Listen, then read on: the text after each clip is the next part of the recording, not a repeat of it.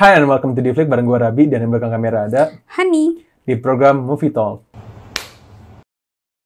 Movie Talk adalah sebuah program di mana kita akan mendiskusikan dan membahas satu film yang sudah kita tonton pastinya. Pada episode kali ini kita nonton film apaan? Dead on the Nile. Dead on the Nile. Tanpa berlama-lama kita langsung masuk ke sinopsisnya. Sinopsis akan dibacakan oleh Hani. Hani silakan. Dead on the Nile ini menceritakan Hercule Poirot yang sedang berlibur ke Mesir, lalu bertemu dengan pasangan Lynette Ridgway dan Simon Doyle yang baru aja menikah nih. Nah, awalnya si pasangan Doyle ini hanya ingin berbulan madu dengan tenang sampai si Jacqueline de Bellefort, itu mantan pacarnya dari Simon, terus mengikuti mereka dan membuat mereka takut hal buruk akan terjadi. Akhirnya si pasangan Doyle ini mengajak si Poirot untuk menjaga mereka berbulan madu di kapal pesiar mewah agar mereka tuh terhindar dari si Jacqueline ini. Jadi lagi-lagi Hercule Poirot lagi pengen liburan tapi dia kena kasus. Nah bener aja seperti apa yang pasangan Doyle ini takutkan, di kapal pesiar inilah justru terjadi pembunuhan. Disitulah Poirot akhirnya kembali beraksi untuk menemukan siapa pembunuh dari kejadian ini. Oke. Jadi inti dari sinopsisnya adalah menceritakan perjalanan kembali sang Hercule Poirot, detektif yang sangat unik dan eksentrik dalam memecahkan sebuah kasus yang tidak disangka-sangkakan ya. Seperti biasa sebelum masuk ke pembahasan POI, gue akan sedikit membahas sang sutradara dan para pemainnya. Untuk sang sutradara, siapa namanya? Kenneth Branagh. Si Kenneth-nya beranak. Oke.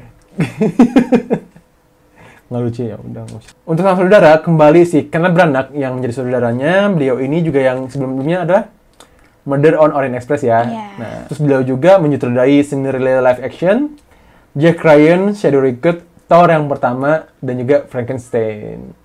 Sedangkan untuk pemainnya kembali yaitu Kenneth Branagh juga yang memerankan sebagai Hercule Poirot. Dan juga sibuk. Ya, sibuk ada lagi. Aku senang sih dia muncul lagi, cuman sedih juga nantinya. Oke. Sama seperti film sebelumnya, Murder on Orient Express, di sini karakter-karakter lainnya itu aktris dan aktor yang udah senior yang udah banyak main film lah gitu.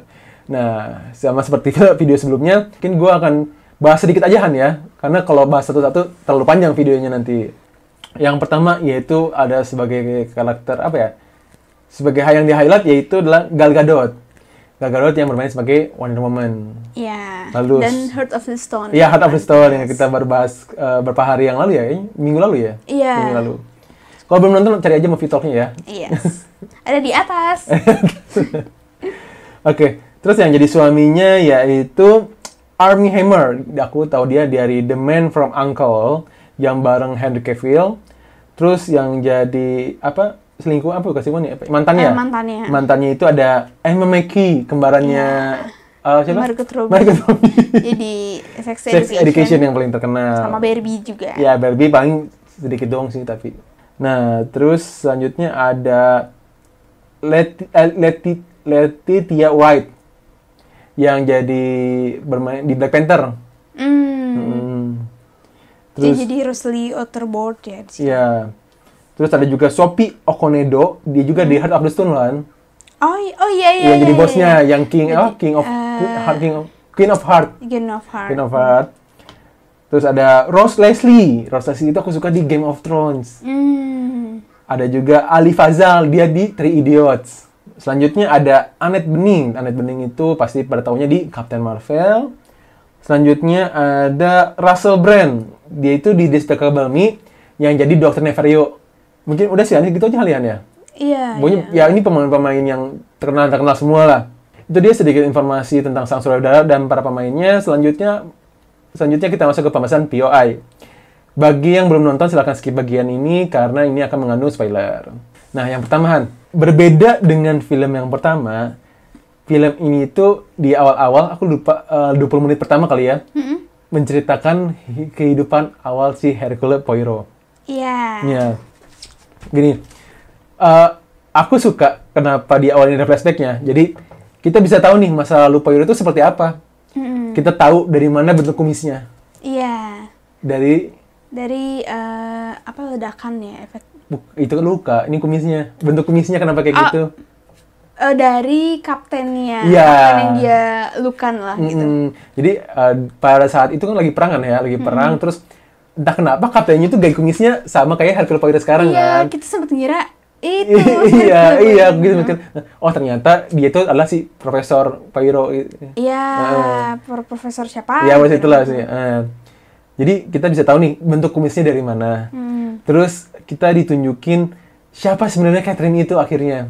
Oh iya. Di model orang pertama dia cuma oh my Catherine. Iya, Tapi kita nggak diceritain siapa sih Catherine itu sebenarnya. Karena kita berdua pun nggak baca novelnya. Buat bagi yang belum nonton movie talknya Modern Orient Express, kita udah pernah bahas ya kalau film ini tuh adalah based on novel Agatha Christie. Iya. Nah, kita akhirnya tahu nih Christie itu siapa sebenarnya.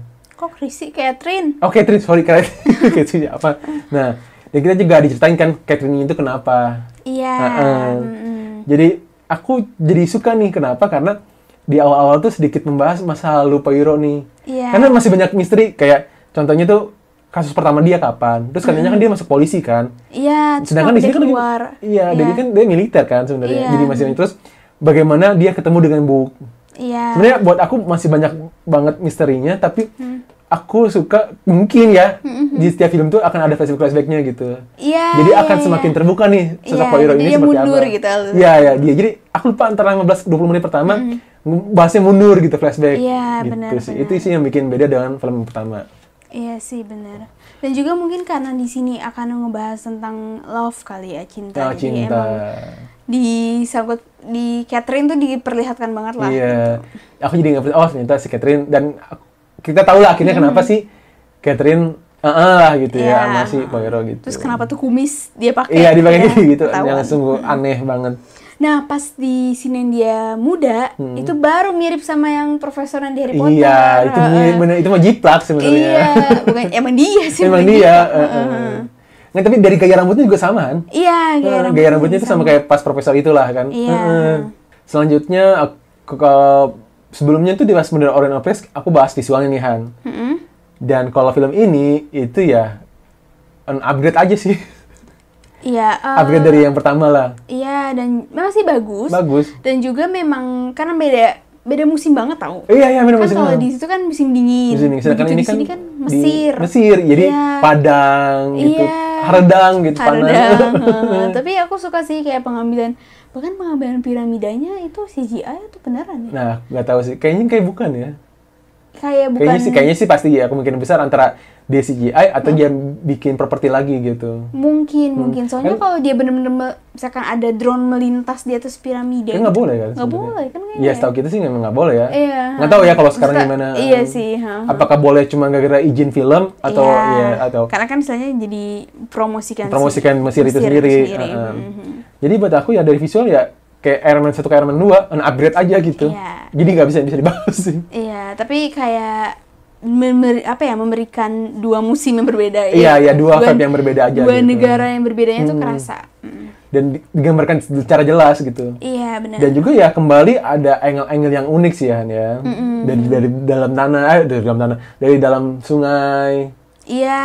Gitu, dan dari atas. Ya pokoknya sama lah kayak yang pertama, banyak angle-angle unik lah buat aku sih Han. Yes. Dan yang walaupun di sini kayak aku sempat bahas di video Murder on the Orient Express, detail perfeksionisnya Hercule tuh kurang kelihatan banget, iya nggak sih? Iya sih, aku setuju. Begitu yang pertama tuh ngeliatnya kayak gila nih orang capek banget ya, gitu ngeliatnya dia tuh kayak OCD banget gitu kan, kayak capek banget.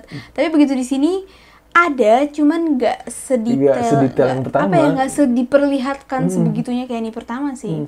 Atau mungkin dia emang si Kenneth Branagh ini nggak mau bahas lagi, atau gimana, cuman kalau yang pertama tuh kan dari awal, dari yang telur, terus dari apa, yang dia nginjak kotoran unta atau kuda lah itu, yang dia kaki kanan nih, injak, diinjak lagi pakai kaki kiri, gitu. Biar sama, biasanya itu buat kita kan, wah emang eksentrik ini gitu. Iya. Semuanya itu harus balance segala macam. Karakternya benar-benar kelihatan banget lah. Iya, tapi ya aku setuju sih di sini tuh kayak kurang digambarkan aja kalian. Iya, benar. Tadi udah kita ngomongin visualnya segala macam. Nah, sekarang aku mau ngomongin dari perbedaan dari yang film pertama itu dari sisi apa ya? Sisi pengenalan karakter.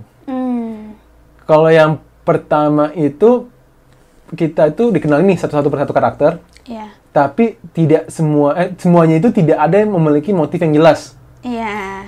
Nah, entah kenapa kalau film ini bagi yang udah nonton pasti ngeh kalau kita udah tertuju sama satu orang. Iya, benar. Langsung nggak pakai lama, kita langsung oh ini nih yang bunuh.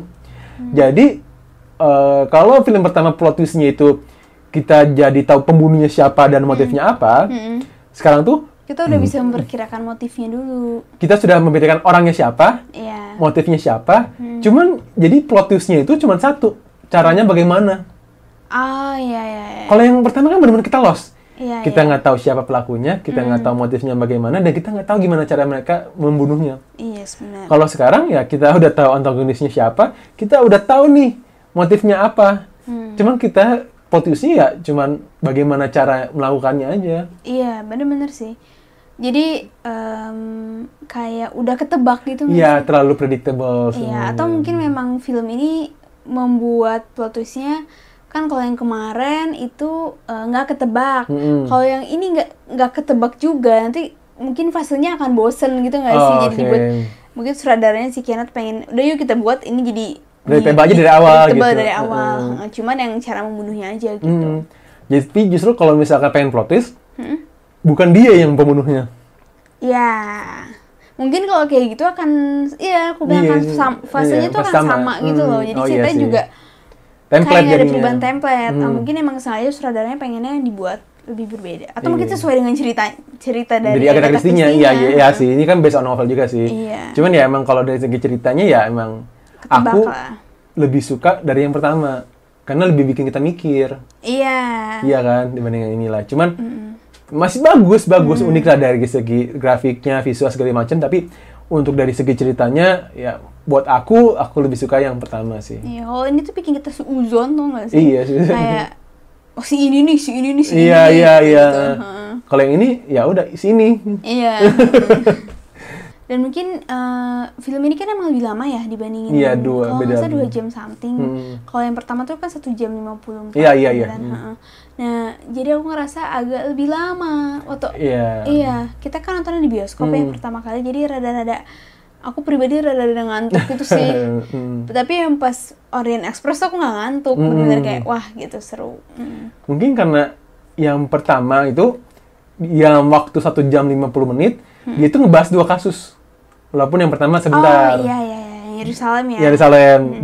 Sedangkan yang ini dia dengan durasi yang lebih panjang, cuma membahas satu kasus ini doang gitu. Iya. Sebenarnya ada satu kasus kecil lagi sih yang kenapa yang itu, ya. Cuman gak gitu kerasa banget sih, dan gak terlalu penting sebenarnya sih. Iya, kayak. Cuman aku tahu kenapa dibikin scene itu karena sebagai motif sibuknya aja sih. Oh iya. Itu doang udah intinya mah.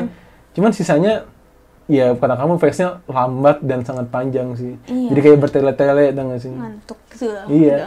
Dan banyak alasan-alasan ya. Kenapa nggak lu dari awal ngusir aja sih orang ini dari awal gitu? Iya, benar. Gitu kayak, sih. iya, sebenarnya lu bisa menemukan solusinya gitu. Iya, gitu cuman ya. Kalau ini pertama kan ya ujuk-ujuk gue sih Rashid mati gitu kan. Iya, jadi nggak bisa diprediksi. Bener sih. Jadi ya itu sih. Tapi kendati demikian kita tetap menunggu yang film ini yang ketiganya yang ketiga. ya. Yaitu A Haunting in Venice. Yes. Katanya sih akan muncul ya. Minggu ini ya katanya ya. Minggu ini sih ya, supposed to be ya. Ya mungkin kita akan bikin movie talk-nya kalau nggak to watch in cinema-nya Han ya. Iya. Ya, oke. Mungkin sekian dari kita Han ini tambahan. Jangan lupa nonton film ini. Pokoknya film sequel-sequel ini bagus-bagus. Ya. Jadi film ini yang worth it untuk ditonton lah. Ya. Pada saat video ini dipublish, film ini ada di Disney Hotstar ya. Yes. Oke, mungkin sekian dari kita. We hope you guys enjoy this video. Thanks for watching and see you when I see you.